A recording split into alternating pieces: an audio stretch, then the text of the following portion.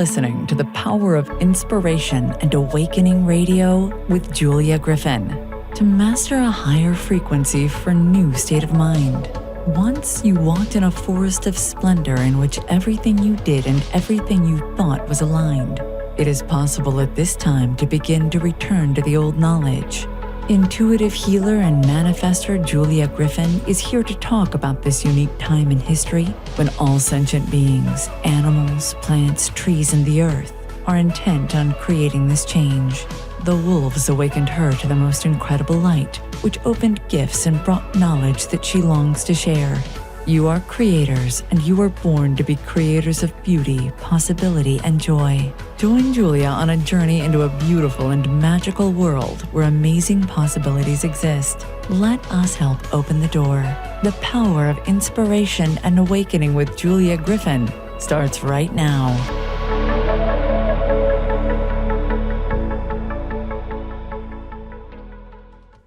Hello, everyone. I'm Julia Griffin, and you're listening to the Power of Connection and Awakening on Transformation Talk Radio.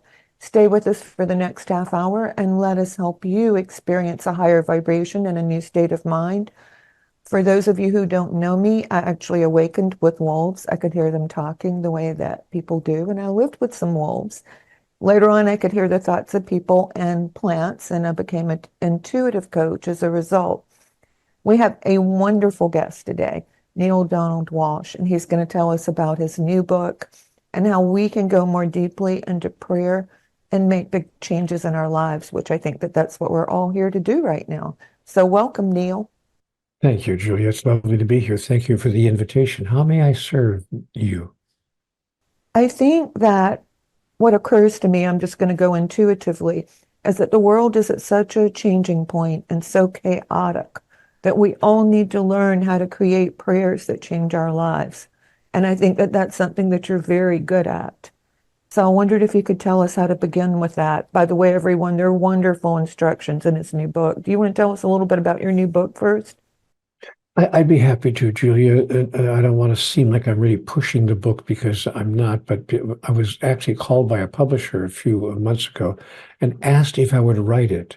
Most authors write books first, and then they try to find a publisher to put it out.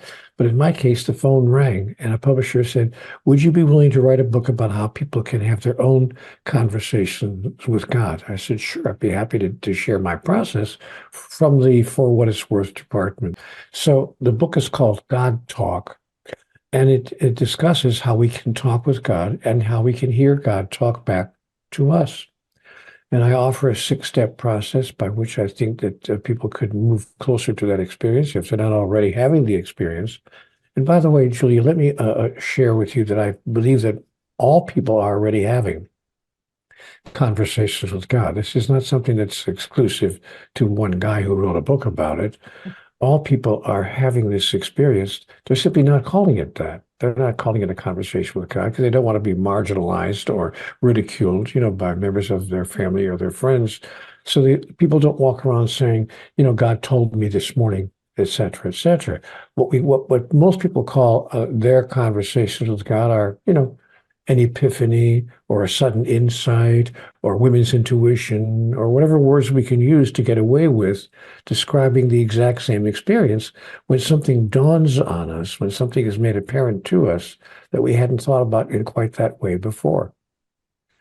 So that's what the book God Talk is all about. It explains all of that in much greater detail than we're doing here.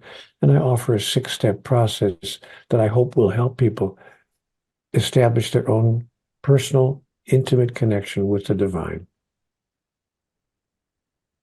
And I think that connection with the divine is what everyone who's awake at all or spiritual at all or even likes to be at peace, that we're all looking for. That's what's so important. That's the beginning of all of it. I know there's that wonderful book about the secret, but I think we all have a secret presence within ourselves which knows how to connect. It's just being aware of it. I'm going to go further than that if I could, Julia. Please. We not only have a place within ourselves which knows how to connect, I believe that all of us has a place within ourselves, which is that connection. That is, I believe that what we call God, the divine, Yahweh, Jehovah, whatever word we feel comfortable using, that the essential essence is a part of all of us and lives and resides within all of us.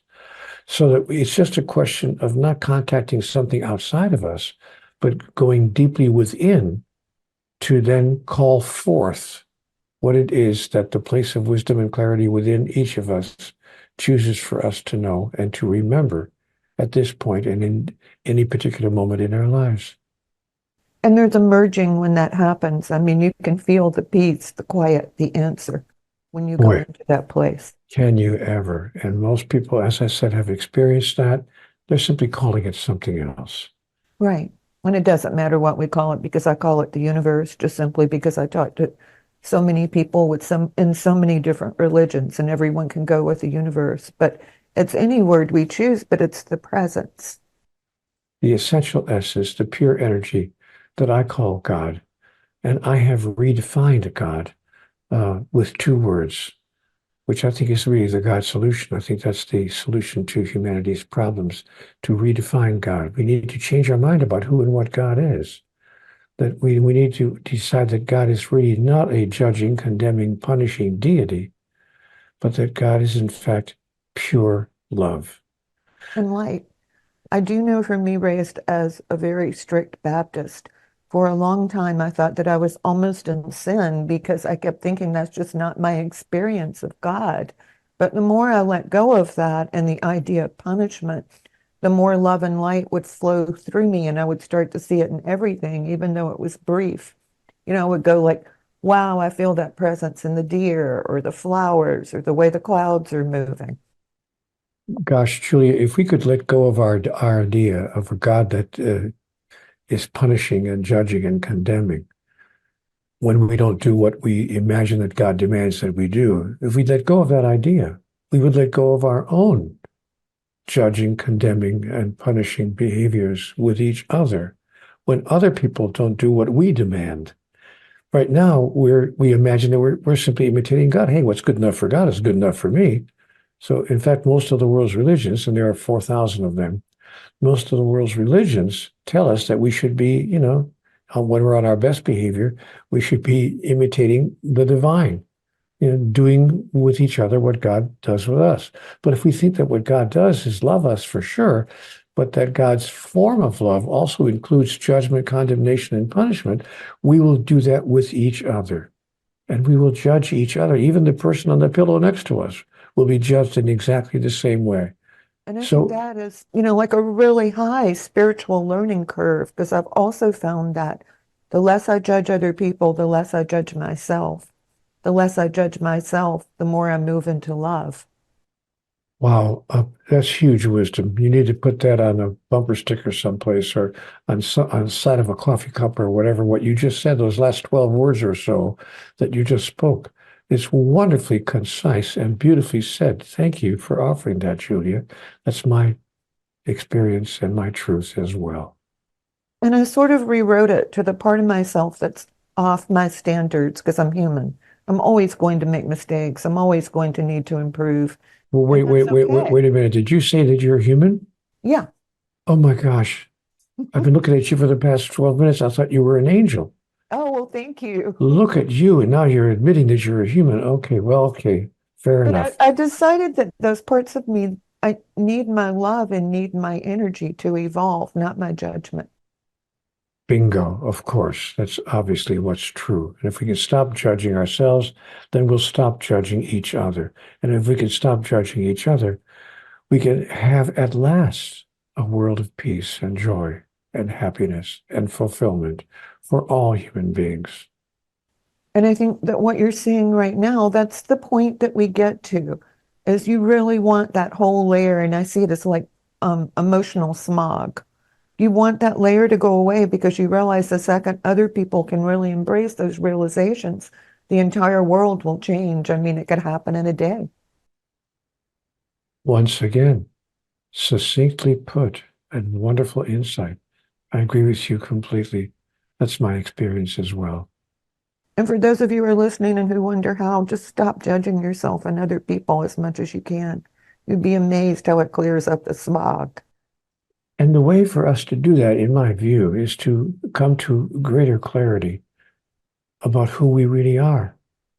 See, I invite people to ask themselves 4 questions every morning when they wake up. In fact, I actually encourage people. I'm not joking. I really mean it.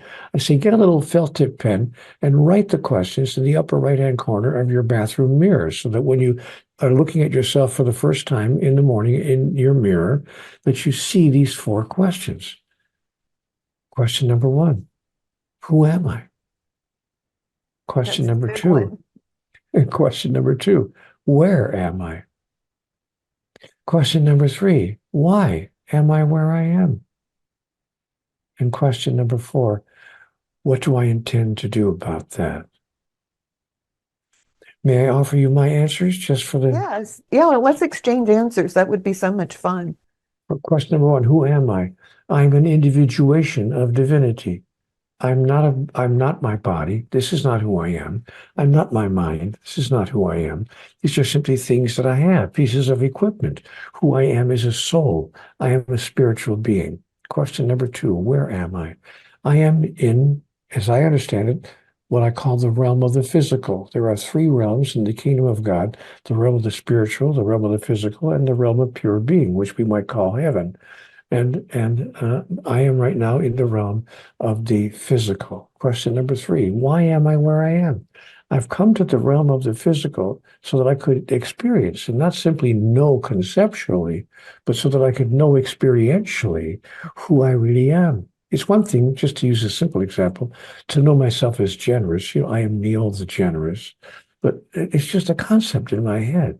But when I'm walking down the street and I'm putting a $5 bill in that basket of the guy who's got a sign, in the basket, anything helps, then I experience myself. I'm actually demonstrating who I really am. When we decided why we came here to the realm of the physical is to bring ourselves an opportunity to demonstrate who we really are, and not simply to know it.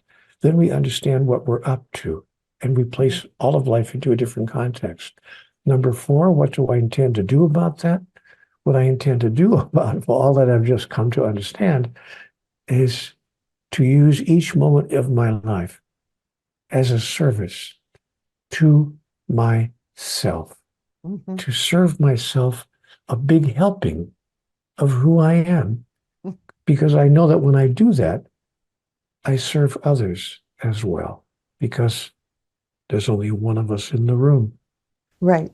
And the more you can do self-care and love who you are, the better it all goes and the more it falls into place if it's truly self-love and self-care. And now your answers to the 4 questions. Yeah. Okay, who am I? I am like you, a spirit and a body, and I've decided that it's an adventure because that seems fun to me.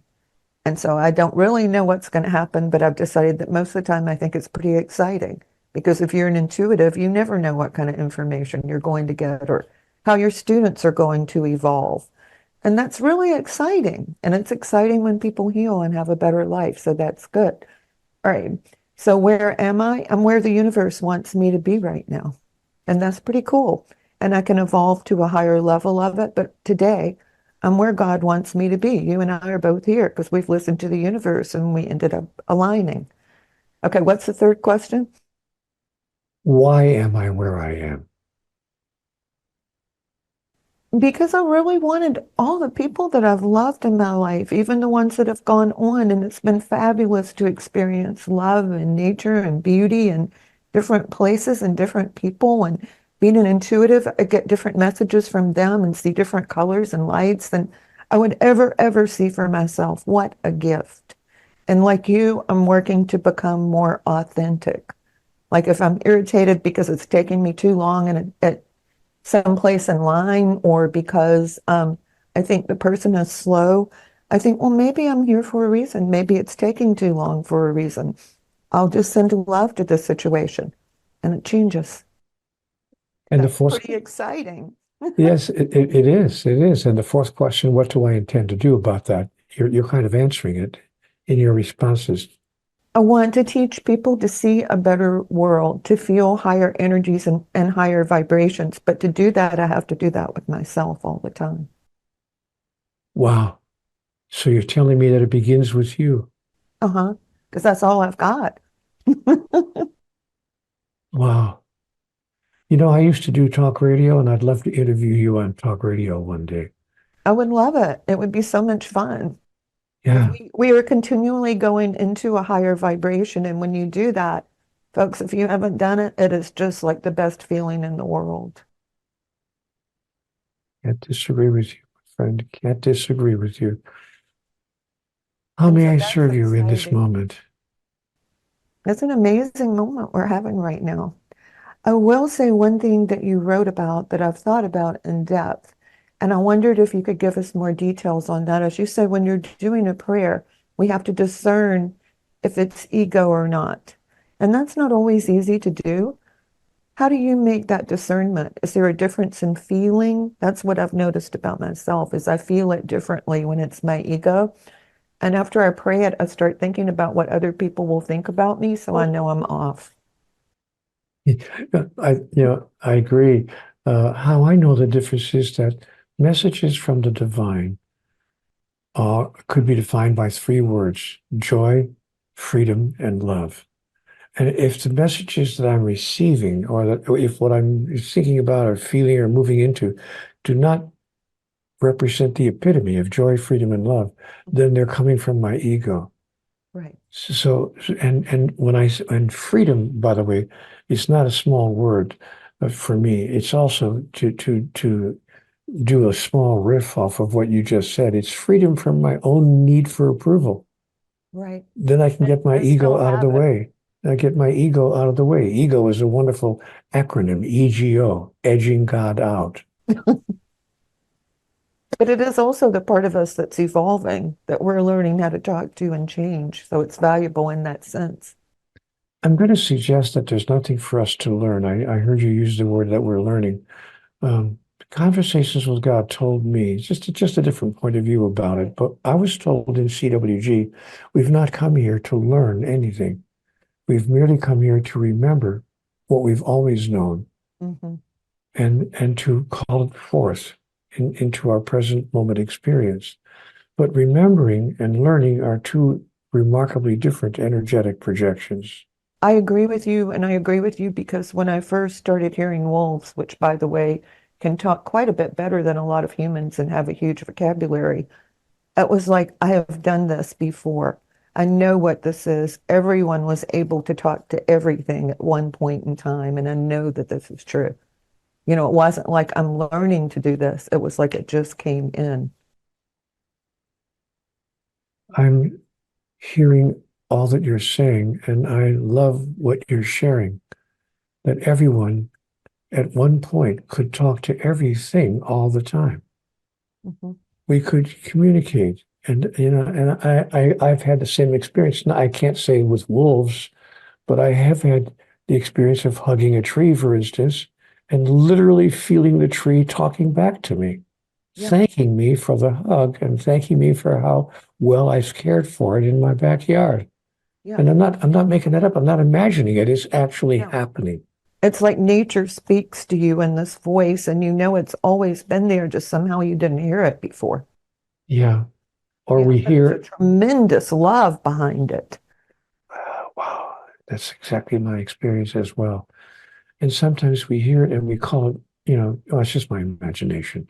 I even asked God about that. I said, how do I know this is not just this whole conversation we're having? How do I know that it's just not my imagination? And God said to me, sweetheart, sweetheart, why would I stop at using your imagination? I would stop at nothing, including your imagination. Where do you suppose Mozart's music came from? Where do you suppose Michelangelo's incredible artistry came from? The images he put on the ceiling of the Sistine Chapel. Where do you suppose any act of creation comes from if it's not your imagination? So yes, you are imagining this conversation with me. And imagination is not a bad word. Thank Mhm. goodness you have the ability to imagine. Because that's part of creating and praying. Isn't it ever? Yeah. The imagination is so big, and it's sad because they teach us not to develop it in school, but it is such a good tool as far as prayer and connection are concerned. For people who are listening right now, imagine you are connected to God right now. And notice how if you keep saying that to yourself, your energy will change and move up. And imagine that you are every wonderful aspect of divinity that you could imagine. Imagine that you are all that you could imagine, and then decide to move through your life. And then imagine, by the way, in my opinion, imagine that all the events of your life, all the moments of this day-to-day experience have been created through you, as you, by you, in order to give you an opportunity to express what you imagine yourself to be in your highest thought about yourself. If you were to move through your day that way, at the end of the day, you'd wonder, why have I not lived every day of my life like this? And I think another example, I saw this after my father died, and I loved him very, very much, is I kept having all these remarkable memories with him because he was an amazing person in many ways. And I thought, these memories are making me so sad. And I heard really clearly, these memories are so intense because the two of you were connected to God and the universe when they happened. You need to take that energy and create more of these things in your life. It's not about being sad, it's about creating and imagining. Boy, marvelous, marvelous insight. Thank you for sharing all of that with us. What a wonderful, wonderful body of knowledge you bring forward. And you know what's interesting about you, Julia? Forgive me if it seems like I'm just, you know, flattering you, but what I notice is you have an incredible ability to articulate challenging concepts so clearly that none of us are wondering what the hell you're trying to say. We totally get it. We understand it perfectly on the first pass. Nice job. It's because for 10 years I've taught 3 classes a month on awakening. And at first I don't think I was saying anything at all. They were just feeling my energy. But after about 5 years, I got so I could say everything 9 or 10 different ways and make it succinct. Because what I really want is for people to have what we're talking about right now. And you've written a book, No, just lots and lots of lessons. but you're going to write a book. I have a draft of my book about living with wolves and what it was like when they first started talking to me, because that was in the late 90s when there weren't even animal communicators in North Georgia where I lived. So I couldn't tell anybody what was happening. But they were giving me all this information and they would say, focus on this and it will come true. And it did. And then after a while, like the second year of talking to them, I realized they were just trying to connect me to God and nature. And there were things that had always been there, but I had never been aware of them. I can't wait for that book to be finished. So Yeah. that was, it was just amazing. I've always loved animals. I had a lonely childhood far out in the country with nearest neighbor a mile and a half away. So I spent a lot of time raising wild animals and in the woods. And I always wished I could hear them speak because I could feel what they felt. And when that happened and I could really hear what they were saying to me, I was like, wow, so that just means everything can come true if you keep trying to go to this place of being. It's been my experience and my understanding as well. And I mean, that's just remarkable. Is there more that I could say or share in order to serve this moment with you? Wherever we are right now, it's a huge place. I agree with you completely. Yeah, it feels like it's unlimited.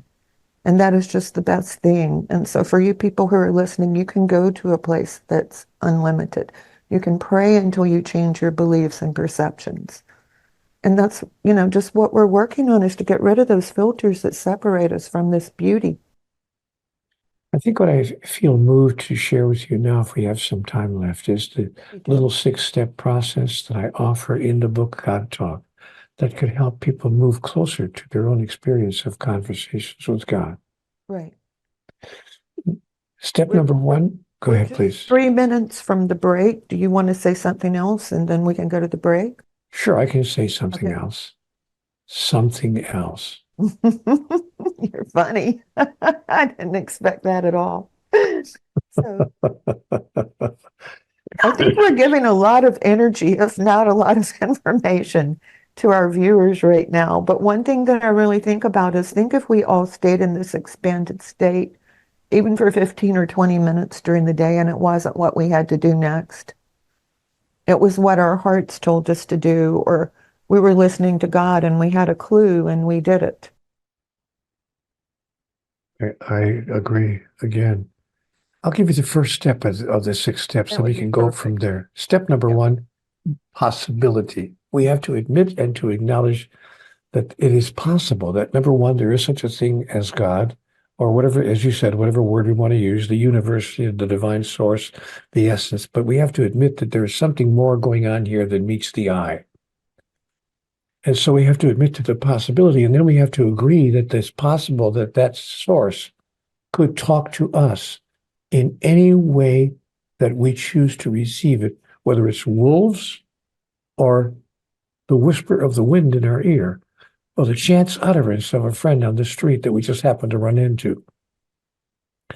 So we have to admit to the possibility. That's step number 1. We'll look at the other 5 steps in just a moment. But first, we have to take this short break. Thank you, Neale. Let's go to break.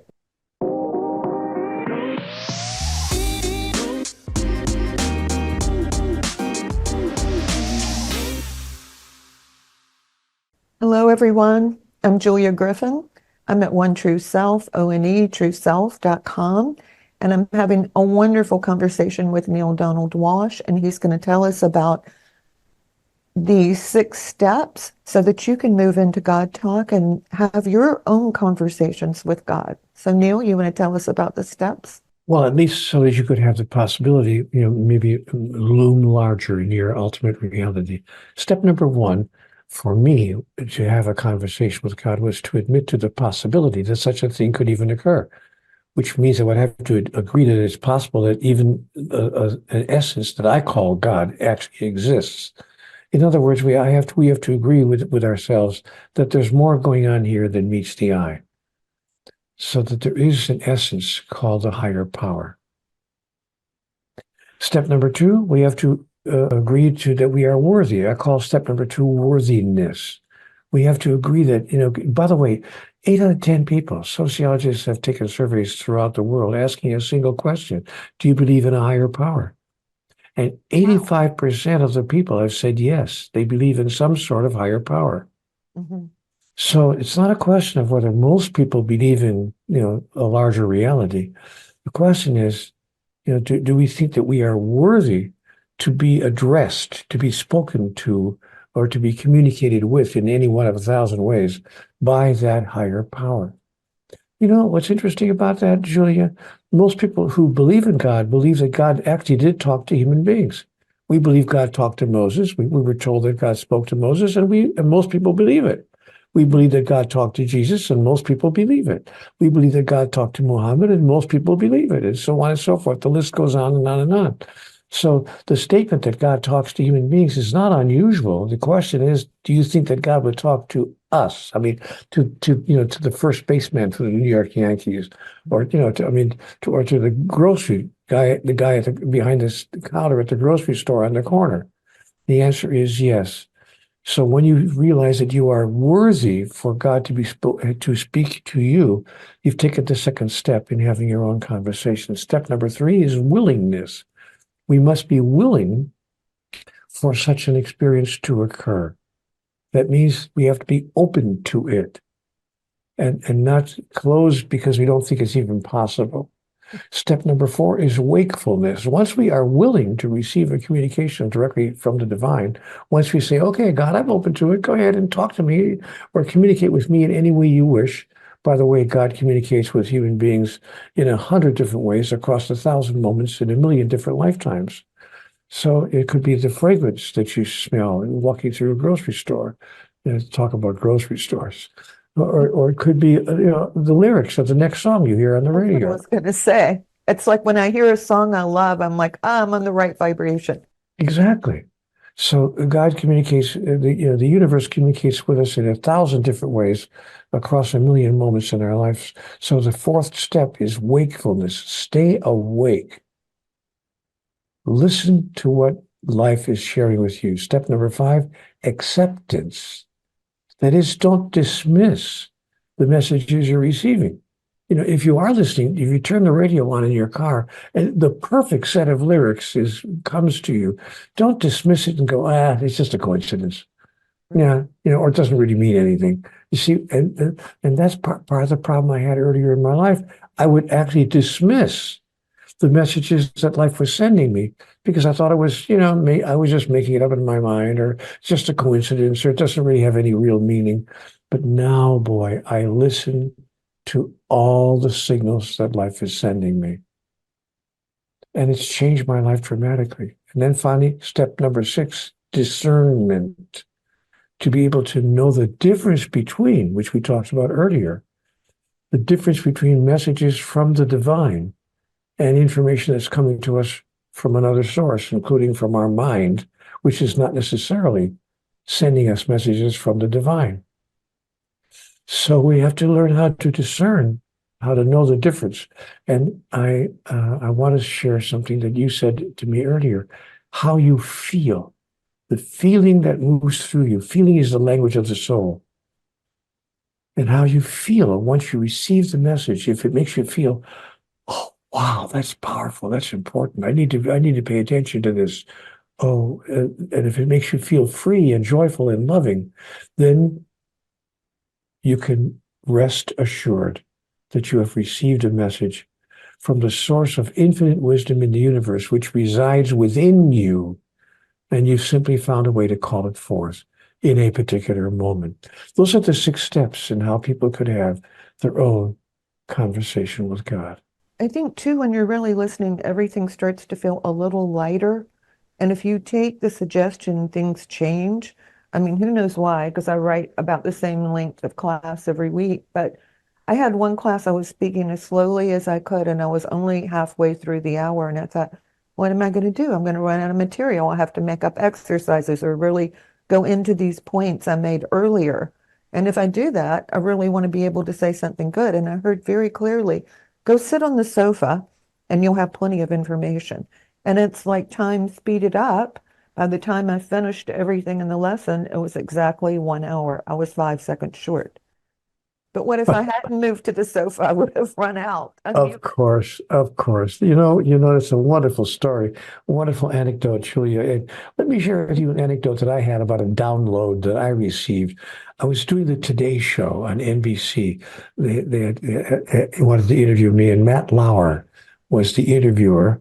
And he was, we had lovely. I had about maybe 4.5 minutes, on the program. Right. But he says toward the end of the interview, he looked at me and he said, well, Neale, you claim to be talking directly to God. So what is God's message to the world? And then he paused for just a second. He said, if you could reduce it to 1 paragraph, that'd be great, because we have only about 30 seconds. And I thought to myself, you stinker, you wait until you have 30 seconds left in the interview to ask me the most important question? Of all. Of all. And I'm thinking, my mind is racing. What can I say to this guy? He wants to know what God's message to the world is, and he'd given me 30 seconds to come up with it. And I had the download. Mm-hmm. And I looked at him and I said, Matt, I don't need 30 seconds. I can give it to you in 5 words. Matt Lauer looks at the camera with a little bit kind of a look on his face of, just kind of looking askance. He said, well, folks, here from the man who claims to be talking to God is God's message to the world in 5 words. Neale? And I said, God's message to the world in 5 words. You've got me all wrong. That's perfect. And he didn't know where to go with it. Matt Lauer didn't know where to go with it. He thought I was going to say something, like love everybody if you can, or whatever I was going to try to say. Something, but no, he never. Something that he could refute. Yes, he never expected me to say, you've got me all wrong. He was dumbfounded. He said, he's just silent for 30, for a split second. Then he finally said, well, there you have it, folks. And we'll be back after this message from our sponsor. And he got the hell out of there because he didn't want to have to deal with that message. Yeah. But I wound up writing an entire book by that title, God's Message to the World, : You've Got Me All Wrong. Right. which is true because you know what I call the universe or God wants the best thing for us, wants us to be in a state of love and light, wants us to be able to project that into the world, wants us to stop punishing ourselves. I would add that as well. I agree with you completely, but we've got it set up the other way around, that God wants us to obey her and do whatever he wants, and to, and not do certain things. There are certain things we're prohibited from doing and certain things we must do. You know what I was taught at the age of, now you're going to find this kind of interesting. When I was 9 years old, I was raised in a Roman Catholic family. God bless him. And I'm glad that I was, because it did give me a sense that there was something larger going on here. So I really appreciate that. But in the third grade, the priest came in to teach us catechism, and he was teaching us the difference between mortal sin and venial sin, which are Catholic doctrines. No, I'm not familiar. Well, but mortal sin is a sin that if you die with it on your soul, you go straight to hell. Oh, okay, I got it. Whereas venial sin was supposed to be kind of a spiritual misdemeanor. A little white lie, but you're not going to go to hell for it. I've got it. If you're so I rededicate your life to God and it's all gone. Yeah, so I raised my 9-year-old hand. Father, can you give me an example of mortal sin? I'm sure he's going to tell me it's about murder, or stealing someone's life savings or some horrible thing, child abuse. He says, sure, my friend. It's a mortal sin if you miss Mass on Sunday without a good excuse. Oh, my goodness. I thought to myself, what? If I miss church on Sunday, one Sunday of my life, and if I die with that sin on my soul, if I don't go to confession, I go straight to hell for eternity for missing. I talk about filling the pews with fear. And that's what I want my audience here to know. We've got to stop believing in a God who wants us to fill the pews with fear. We shouldn't love God because if we don't love God, we're going to pay for it. We shouldn't love God because we're afraid not to. My gosh, what kind of a reason is that to love anything?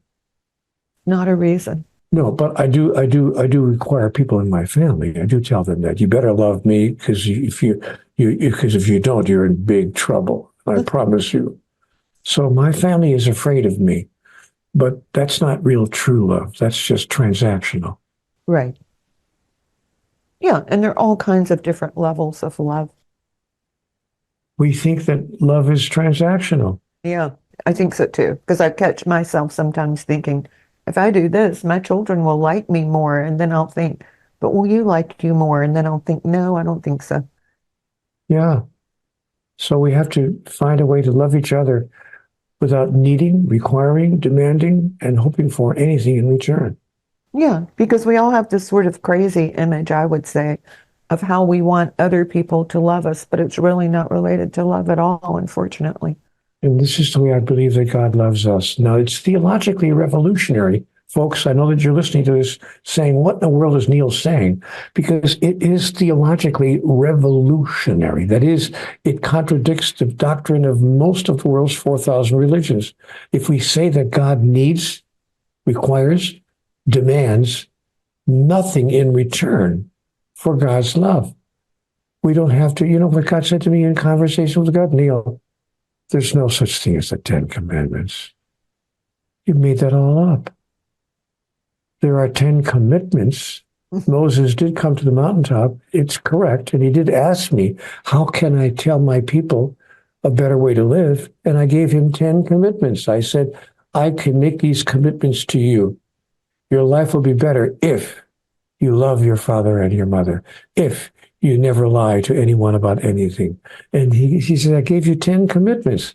But he went down and told people, and they turned them into 10 commandments. And they said that if they don't obey those commandments, they're all going to hell. You guys made it all up. Mm-hmm. Stop it. Yeah, all the fear stuff just needs to go. Fear, false evidence appearing real. FEAR. Yeah, and there is also a control element in that. And I think one of the things that happens as you move more deeply into love, you give up the control. So I'm going to say this in a simple way that probably all mothers will identify with. When I became really intuitive and my children were teenagers, I could go within and I could see where they were and what they were doing. And then one day I thought, that's not fair. I wouldn't want other people doing that with me. So I stopped doing it. I just decided God would take care of them and they would be in the right place. And if they needed help, I would know it. I'm And not it's going to worked. spy on people because I'm intuitive, for goodness sakes. And it's worked, hasn't it? It's so much better. The more I trust them, I think the better they do. Then why are your children on the 10 most wanted list? Well, don't share that with anyone, Neil, okay? Oh, okay. I've enjoyed this time with you, my friend. Me too. It has been so lovely. It has really, truly been wonderful. Is there anything that you would like to add? You know, there is. I would leave you today with the final message that I received when I asked God in my conversations with God, what does it take to make life work? What is it? What is it I don't understand? The understanding of which would change everything. I said, come on, God, if we're going to have a conversation, give me something, tell me something that's really important for me to understand and to know. And she said, Neil, I can tell it to you very simply. Here's the most important message you'll ever hear from me. And I said to God, go, I'm ready. She said, write this down. Your life is not about you. Your life is not about you, Neil. It's about everyone whose life you touch and the way in which you touch it. But when you understand that, you will connect with a larger truth, a universal truth, that in the biggest sense, of course, your life is about you, because what you do for another, you do for you. And what you fail to do with another, you fail to do for you, for the simple reason that, in fact, there is only one of us. There is no one else. We are all one. We are all one. And I thought of something very quickly that I'd like to ask you. I think in conversations with God, you said something about that we were supposed to live very long lives. We were originally designed to live much longer than most people live now. Exactly. But our species has made it difficult, if not challenging, to really live a long life. What we've done with our environment, what we've done with our own bodies, what we have intaken, what we've been eating and drinking, and I can't believe something. I smoked a pack and a half of cigarettes a day from the time I was 19 until the time I was like 42 years old. I finally put the cigarettes down, and I haven't smoked in 35 years. But thank God I did that, because I wouldn't be here today if I hadn't. But it's just one example. I can give you a dozen examples Right. But what we've done with our own behaviors, what we eat, what we drink, what we do with our bodies, what we've done to our planet, what we've done to the earth, has made it impossible for us to live as long in these bodies as they were designed originally to allow us to do. So yes, what we can offer our children and our grandchildren are ways that we can change our collective and individual behaviors to get more out of this physical life than we are currently allowing ourselves to experience. And that comes back to what we said in the beginning. It's the love vibration, the connection with God. All the stuff that you just said about the pollution, I believe it would change very quickly if we could get into that higher vibration and stay there. I couldn't agree with you more. We would suddenly love the earth. We would actually love the earth and love the life itself, frankly, in the physical universe, and see it for what it is, the greatest gift that we could have given ourselves. And everyone keeps saying a new world is changing. What I'm trying to do is live in my own new world of staying in a place of love. If we could all do that, it would happen quickly. And now I'm going to flatter you. I've never seen you in person before, but you still look a lot like the picture on your first book. So whatever you're doing, it must be working. Well, I'm very happy to say that I've lived a lot longer than I ever thought I would. I've celebrated my 80th birthday a few months ago. Would never And think that. Honestly, it's just very flattering for you to say that, but I never thought I would ever get to this age. My older brothers, then older brothers, didn't even get out of their 60s. All of my brothers, I had three brothers, none of them made it out of their 60s. But you know what? I managed to get to 80. We celebrated my 80th birthday a couple of months back. And it was a wonderful, wonderful experience and an opportunity for me to realize, there's more going on here than meets the eye. And I think I've met the test of that, at least in some ways. I'm not a master, of course. I haven't reached a level of mastery, but I have reached a new level of self-realization, which I hadn't experienced before. So I'm very grateful. It shows. You can see it on your face. I can see the light. And I'm very curious. This is something I've thought about. If we stay in the light, does it change aging? I would say you're proving it does. I'm not sure that I'm living proof of that, but I do think that it's true generically for all human beings. Yes, I think that is very true.